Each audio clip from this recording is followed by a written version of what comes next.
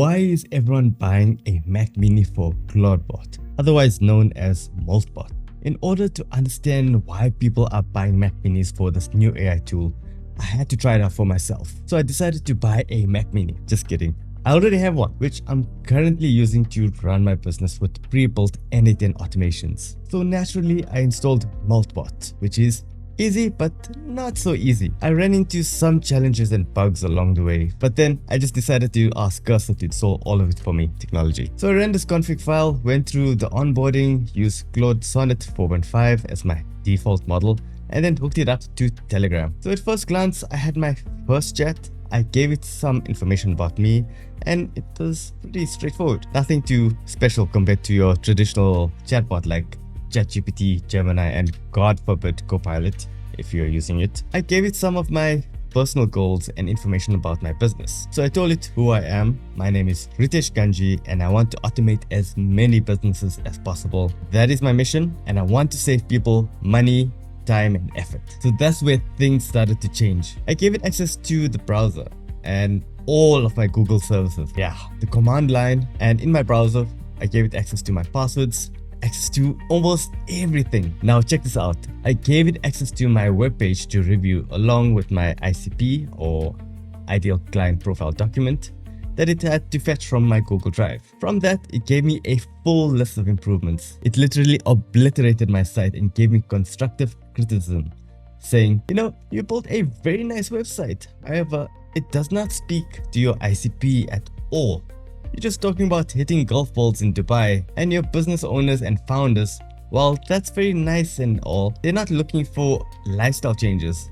They're looking for improvements in their business. And I'm like, wow, this is a revelation for me. Look, I admit any AI could have done this for me, but having it seamlessly connect to my Google Drive and all of these other services and browse the web autonomously was, for me, truly amazing. This is when it clicked. I didn't have to build pre-built end-to-end automations for this unless if I wanted more deterministic, isolated workflows. For example, if you want to build a sales agent, you wouldn't really need to connect it to Maltbot. So for that workflow, we have built it in our corporate automation library that scrapes over 10,000 leads in under 10 minutes. So if you want to grab that workflow, head over to our corporate automation library where we have over thousands of members, 60 plus innate workflows should you wish to have more deterministic workflows. And also join our WhatsApp group which has over 450 automators. And now with Maltbot, we'll be having skills that you can import into Maltbot. You can download and integrate them straight into your bot. And these are the same skills that I use in my business to automate my workflows. You can have over millions of these documents which your Maltbot can reference and use at any given moment. On that note of being self-improving, I can teach it a skill and it will take the skill and save it to a .md file. You can think of it as a traditional readme file that you can edit. And this makes it super useful because unlike other chatbots where you have to keep prompting it for, different sessions, you can just have one session and it knows just about everything about you. It's similar to a Google Gem or ChatGPT project, but it also has access to all of these different skills. You can visualize it as a robot that's sitting at your desk and able to control parts of your desktop as well, and not only have access to your knowledge base. As you improve it, it will decide how to integrate with all of these other services. Now that's just scratching the surface. Some of the skills that I've given it include how to write a viral post. Now that's a skill I've literally programmed into it. I've also given it access to my Apple reminders and notes. Now you don't have to give it access to any of these. You can just give it to access to what you want to automate or what you need as part of your workflow. Now for me, because I've been testing all these different services, I can't make up my mind on which ones I want to use. So I just gave it access to everything. But for example, there are some things that I like to be synchronized. So what's nice is that whether or not you have an API, you can synchronize data from one platform to another. So either data via browser or an API. And now that's where the magic happens, because I gave it access to my prospect list, which lives on my NocoDB, which is also hosted locally on my Mac Mini. Now you can think of DB as a free open source version of Airtable.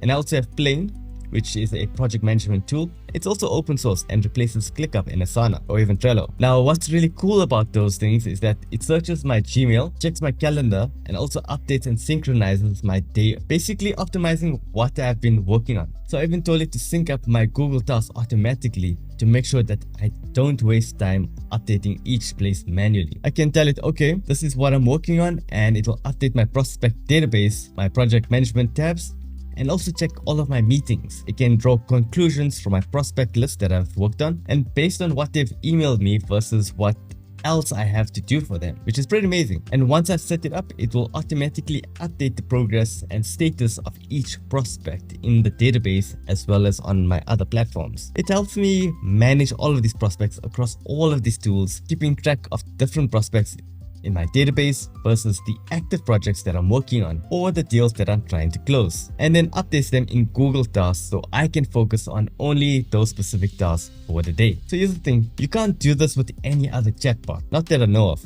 Maybe of Claude Cowork, which might have this, but with Maltbot you can also set cron jobs or schedules for certain automations that you want, and it will proactively message you like a real-life virtual assistant. You can do the same for any other software. So instead of paying for Notion AI, I think it's about $8 per month, maybe even more, you can get Maltbot to manage and read from its knowledge base. Heck, I would also get it to synchronize a redundant source of my prospects to Notion. So if anything happened to my Mac Mini, I would have all of my prospects saved there in Notion. So do you need a Mac Mini to run Maltbot? Well, the simple answer is no. You can run it on anything, even a Raspberry Pi, or even rent a VPS and host it there. But here's something you have to be aware of. If you host it on a VPS, just know that your Maltbot will be publicly available. There's no login details for it, no security measures, nothing. And that's why I like to host it locally, so if anything bad happens, I can just pull out the code and boom, it's offline. So yeah, is it worth it for you to try out?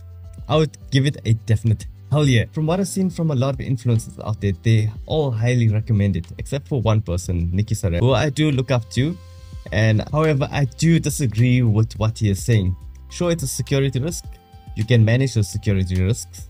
It's more than just a simple chatbot. You can do so much more once you have set it up to your business needs. And as the community grows, I think it's definitely going to evolve past end-to-end. Great for pulling in certain automations, whereas Maltbot will be more versatile for all-round automations, and you can even connect your Mac Mini to a microphone and speak with it. And because the Mac Mini has a built-in speaker, you can have a full conversation in close to real time. I'm still yet to set that up, but all you need is a text-to-speech skill with 11 labs, and that will be really cool. I'm definitely going to cover a lot more on Maltbot. If you want to cover some use cases, definitely comment Maltbot down below. I'll be building a list of skills and installation guides for Maltbot if you want to get these. So comment Maltbot or CloudBot if you want to, and I'll send the automations to you. And if you want to find out how I build my skills, then check this video right up here.